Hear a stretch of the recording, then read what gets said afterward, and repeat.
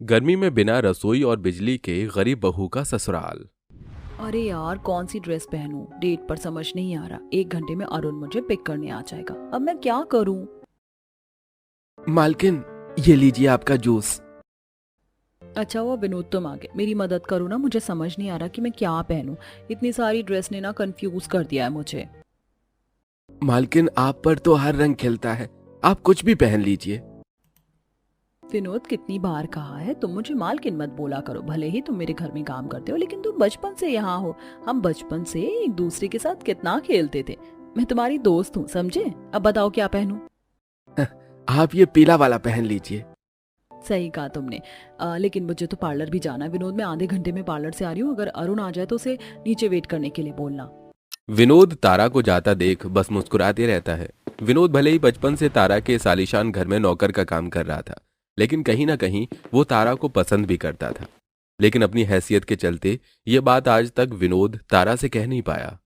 Oh no, Arun की गाड़ी। लगता है अरुण घर आ गया। तारा जैसे ही अपने कमरे में जाती है तो देखती है कि उसका बॉयफ्रेंड अरुण उसके ही कमरे में बैठ अपने दोस्त आकृति के साथ काफी ज्यादा क्लोज है। ये देख। तुम क्या कर रहे हो मेरे कमरे में बैठकर किसी लड़की के साथ? छी, तुम्हें शर्म नहीं आई? 2 हफ्ते बाद हमारी शादी होने वाली है और तुम जैसा समझ रही हो वैसा नहीं है। मैं तो क्या हुआ मालकिन, आप चिल्ला क्यों रही हैं? सब ठीक तो है ना? मैं सोच भी नहीं सकती अरुण तुम इतनी गिरी हुई हरकत करोगे। निकल जाओ मेरे घर से। हाथ से हमारा रिश्ता खत्म। क्या कहा तुमने? हमारा रिश्ता खत्म और ये घर तुम्हारा है? भूल गई तुम्हारा स्वर्गवासी पिता मुझ पर कितना भरोसा करते थे कि उन्होंने सारे बिजनेस की भागदौड़ मेरे हाथों में दे दी, और इसी का फायदा उठाकर मैंने सारी प्रॉपर्टी और बिजनेस अपने नाम कर दिया। अगर तुम मुझसे शादी नहीं करोगी तो तुम्हें इस घर से जाना होगा। मैं सोच भी नहीं सकती थी कि जिस इंसान पर मैंने इतना भरोसा किया, जिससे मैंने इतना प्यार किया, वो इतनी नीच हरकत करेगा। तुम्हें ये प्रॉपर्टी और घर चाहिए ना, रख लो। मुझे इनकी जरूरत नहीं है। कोई तो होगा जो मेरा हाथ थामेगा। यहाँ मेरे सिवा कोई भी नहीं है तुम्हारा हाथ थामेगा जो। तारा काफी दुखी थी कि तभी तारा विनोद को देख उसके पास जाती है। विनोद, क्या तुम मुझसे शादी करोगे? मालकिन, ये आप क्या कह रही हैं? मैं आपसे कैसे शादी कर सकता हूँ? बचपन से दोस्त हैं हम, एक दूसरे को काफी अच्छे से जानते हैं। प्लीज मुझसे शादी कर लो। यही औकात है तेरी। देखो कैसे नौकर के सामने गिड़गिड़ा रही है शादी करने के लिए। ये बात सुन विनोद को काफी गुस्सा आता है और वो तारा की आंखों में आंसू नहीं देख पाता और शादी के लिए हाँ कर देता है। तारा विनोद से मंदिर में शादी करके अब विनोद की गरीब झोपड़ी जा पहुंचती है, जहां विनोद सारी बात अपने परिवार वालों को बताता है। उसे उसके किए की सजा जरूर मिलेगी। आप परेशान मत होइए, ये आपका ही घर है। मैं आपका बिछौना लगा देती हूँ, आप थोड़ी देर आराम कर लीजिए। विनोद के परिवार वालों का इतना प्यार देख तारा को अच्छा लगता है और वो अब सो जाती है। ये क्या प्रसाद, तू सिर्फ 2 ही समोसे लाया। मालकिन का इसमें क्या ही पेट भरेगा। माँ, मेरे पास से 20 रुपए ही थे और एक समोसा भी 12 रुपए का है। 4 रुपए उधारी करके आया हूँ मैं। अरे मालकिन, आप उठ गई। माँ जी, अब मैं इस घर की बहू हूँ, कोई मालकिन नहीं। आप मुझे मेरे नाम से पुकार सकती हैं और आप सब भी। आप लोगों से जो भी मेरा रिश्ता है वही कहकर मुझे पुकारिए, मुझे अच्छा लगेगा। ठीक है बहू, जैसा तुम कहो। ये लो तुम्हारे लिए। नाश्ते में मैंने गर्मा गर्म समोसे मंगवाए हैं। लेकिन क्यों माँ जी, घर में नाश्ता नहीं बना क्या? हमारे यहाँ के समोसे काफी बढ़िया होते हैं, इसलिए सोचा कि क्यों ना तुम्हें समोसे का नाश्ता करवा दे।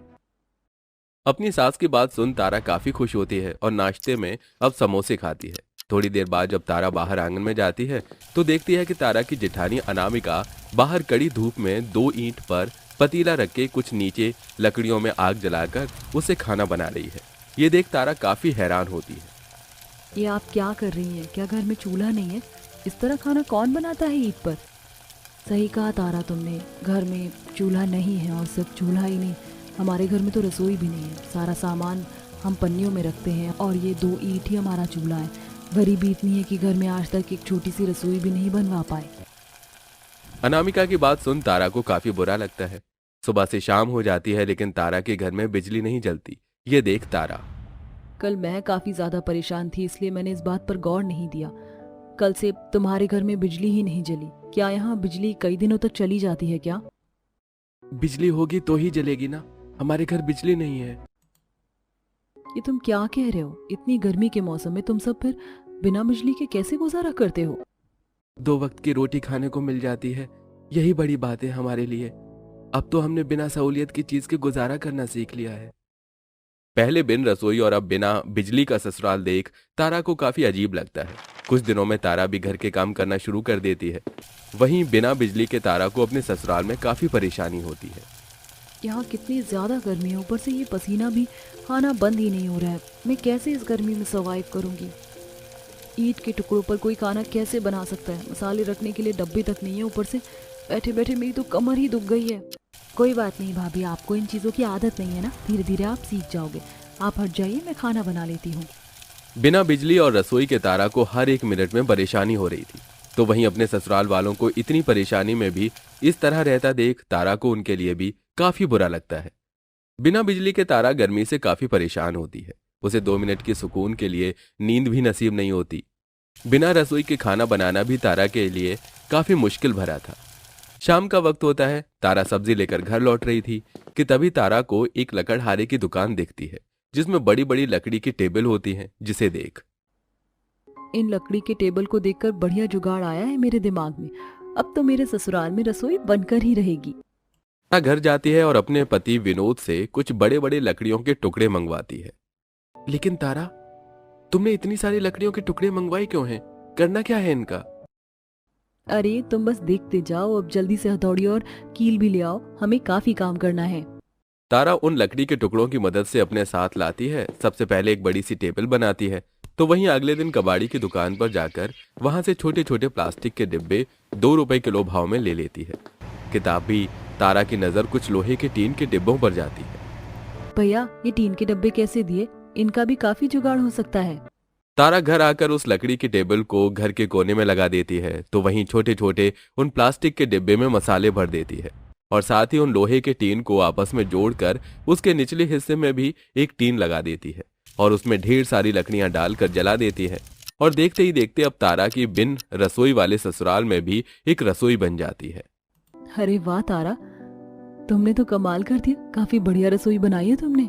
हाँ भाभी, अब हमें बैठकर खाना बनाने की भी कोई जरूरत नहीं है, खड़े खड़े हम आराम से खाना बना सकते हैं। तारा ने जुगाड़ करके रसोई तो बना ली थी, लेकिन अभी तक तारा के ससुराल वालों को गर्मी से छुटकारा नहीं मिला था। तारा पास के ही बाजार में राशन लेने जा रही होती है कि तभी तारा को रास्ते में उसकी सहेली सेजल मिलती है। दोनों सहेलियां मिलकर काफी खुश होती हैं और अब तारा सेजल को अपने ऊपर बीती सारी बात बताती है। तारा तू फिक्र मत कर, सब ठीक होगा। जानती हूँ, वैसे तो आजकल क्या कर रही है? हमने कुछ टाइम पहले ही सोलर पैनल का काम शुरू किया है। क्या सोलर पैनल? सेजल, क्या तुम मुझे 2 सोलर पैनल दे सकती है? जब मेरे पास पैसे आ जाएंगे तो मैं तुझे दे दूंगी। हमारी दोस्ती में पैसे कहाँ से आए? तुझे किसी भी चीज की जरूरत हो तो तू मुझे बता सकती है, मैं कल ही तेरे घर सोलर पैनल भिजवा दूंगी। दिन ही सेजल तारा के ससुराल 2 सोलर पैनल भिजवा देती है। किसी को भी समझ नहीं आता कि यह क्या चीज है। तो वहीं तारा विनोद की मदद से छत पर सोलर पैनल फिक्स करवा देती है और कुछ वायर को घर के अंदर कनेक्ट करवा देती है, जिससे अब जैसे ही सोलर पैनल पर धूप की किरणें पड़ती हैं तो सोलर पैनल चार्ज होने लगता है और उन तारों की मदद से घर में सालों से बंद बिजली और पंखे चलने लगते हैं। ये देख, मुझे लगा नहीं था कि हमारे घर में भी कभी बिजली आ सकती है। तुम तो सही मायने में लक्ष्मी निकली बहू। पहले रसोई और अब ये बिजली। तुम्हारा बहुत बहुत शुक्रिया बहू। शुक्रिया कैसा? मैं अपने परिवार के लिए क्या इतना भी नहीं कर सकती? घर में बिजली आने की खुशी में तारा आज सबके लिए कुछ मीठा बनाती है। सबसे पहले कुछ ब्रेड के टुकड़ों को कढ़ाई में डाल तारा उस पर थोड़ा डाल देती है और साथ ही रंग के लिए हल्की सी हल्दी का इस्तेमाल करती है। और जब सब तारा की बनाई हुई ये होममेड मिठाई खाते हैं तो चाची चाची, ये मिठाई तो काफी ज्यादा टेस्टी है, ऐसा लग रहा है कि मैं रसमलाई खा रहा हूँ। आपने ये जो भी बनाया मुझे ये काफी पसंद आया। तारा को अपनी होममेड मिठाई काफी ज्यादा पसंद आती है और सभी को यूं तारीफ करता देख अब तारा इस मिठाई को बेचने का फैसला करती है। तारा की मिठाई बाहर के लोगों को भी काफी अच्छी लगती है, जिससे तारा कुछ पैसे कमाना शुरू कर देती है और जल्द ही अपनी सहेली सेजल की मदद से तारा अरुण पर मुकदमा कर देती है। एक अच्छे लॉयर की मदद से कानून के सामने और अरुण की सच्चाई आ जाती है कि किस तरह उसने नकली पेपर बनवा कर तारा की सारी प्रॉपर्टी को हड़पा, जिसके चलते अब अरुण को जेल तो होती ही है, तो वहीं तारा को उसकी सारी प्रॉपर्टी भी वापस मिल जाती है। मैंने कहा था ना कि तुम एक दिन बहुत पछताओगे। और आज वही दिन है। अपना सब कुछ वापस पाकर तारा काफी ज्यादा खुश थी, जिसके बाद अब तारा अपने ससुराल वालों के साथ अपने घर आ जाती है और अब वो सभी एक साथ हंसी खुशी रहते हैं। अरे बहू, तूने इतना कम खाना बनाया है। अरे मैं तो तुझे बताना ही भूल गई, आज तेरी चारों नंद अमेरिका से गर्मी की छुट्टी मनाने के लिए यहाँ आ रही है। वो लोग 1-1.5 घंटे में पहुंच जाएंगे, तू थोड़ा सा खाना और बना दे। हे भगवान, पहली बार मेरा सामना अपनी 4 नंद से होगा। मेरी चारों नंद भी विदेश में पढ़ाई कर रही हैं और गर्मी की छुट्टी के लिए यहाँ आ रही है। कहीं मेरी चारों नंद भी मेरी सौतेली बहन जैसी ना हो। इतना सोचकर निशा रसोई में खाना बनाने जाती है और उसे अपने मायके के दिन याद आते हैं। माँ जल्दी से रसोई में आओ, देखो इसने क्या किया है। जानबूझकर मेरे हिस्से का खाना गिरा दिया ताकि मैं भूखी रहूं। एक तो मैं सिर्फ साल में एक बार गर्मी की छुट्टियों पर यहाँ आती हूँ और उसमें भी ये मुझसे इतना जलती है। क्यों री मेरी बेटी को भूखा रखना चाहती है। अपने मायके के दिनों को याद करके निशा खाना तैयार करती है। कुछ देर में पूरा परिवार आ जाता है, जहाँ अपनी भाभी के हाथों का पहली बार खाना खाकर चारों नंद काफी तारीफ करती हैं। भाभी, ये खाना आपने बनाया है? ये तो बहुत टेस्टी है। अमेरिका जाकर मुझे आपके खाने की बहुत याद आने वाली है भाभी।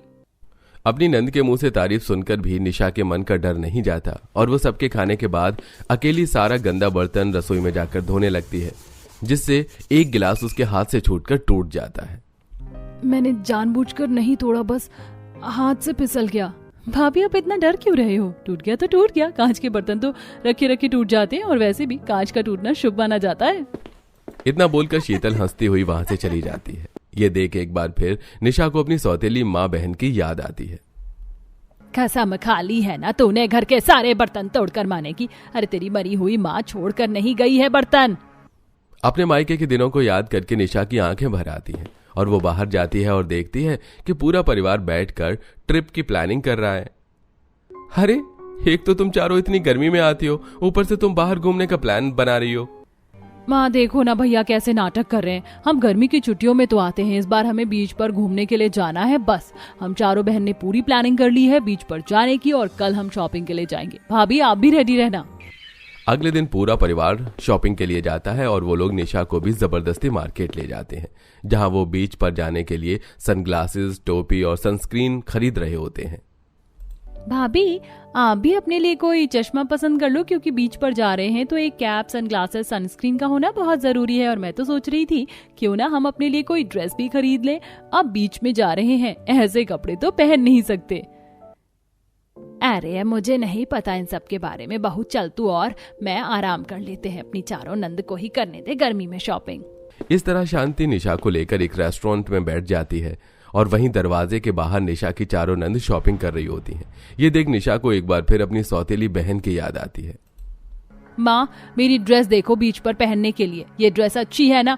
और तू क्यों सिलाई कर रही है? तू बीच पर घूमने नहीं, हमारी नौकरानी बनकर जा रही है, समझी? आप लोग पहली बार मुझे अपने साथ कहीं लेकर जा रहे हैं, इसलिए मैंने सोचा कि मैं अपने लिए खुद ही कोई ड्रेस बना लूं। अच्छा, इतनी टैलेंटेड है तू, अपने लिए कुछ बना सके? दिखा जरा अपनी ड्रेस। आशा जब निशा की बनाई हुई ड्रेस देखती है तो वो सीता को पसंद आ जाती है और वो उससे उसकी ड्रेस छीन लेती है। मेरी चारों नंद कितनी खुश हैं बीच पर जाने के लिए।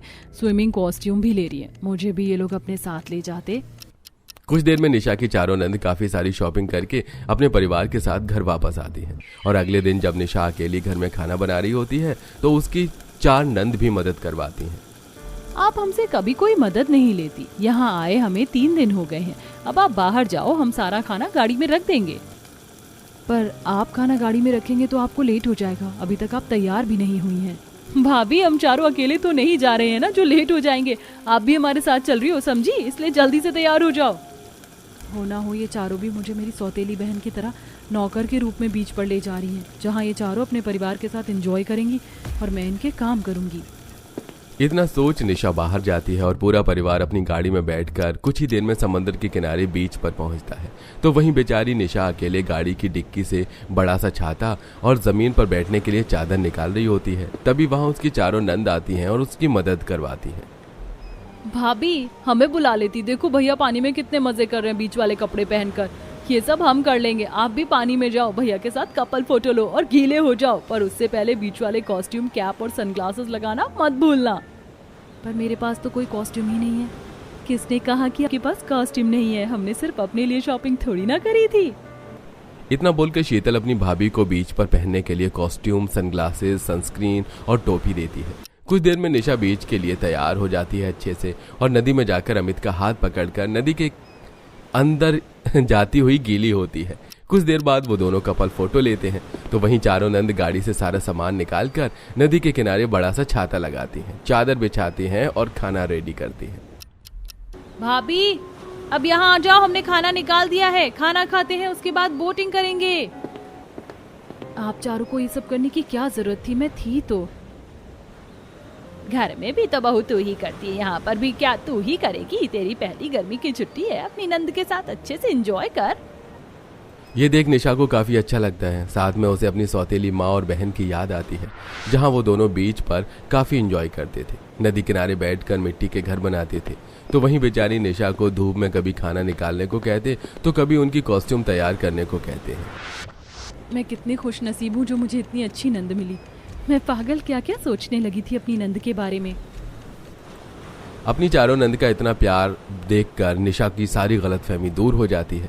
कुछ देर बाद वे लोग नदी किनारे बैठकर रेत से घर बनाते हैं और जब उनकी बोट आती है तो वो लोग अपने कपड़े चेंज करके बोट में बैठते हैं, जहां वे लोग बोट से पूरे समंदर के चक्कर काटते हैं।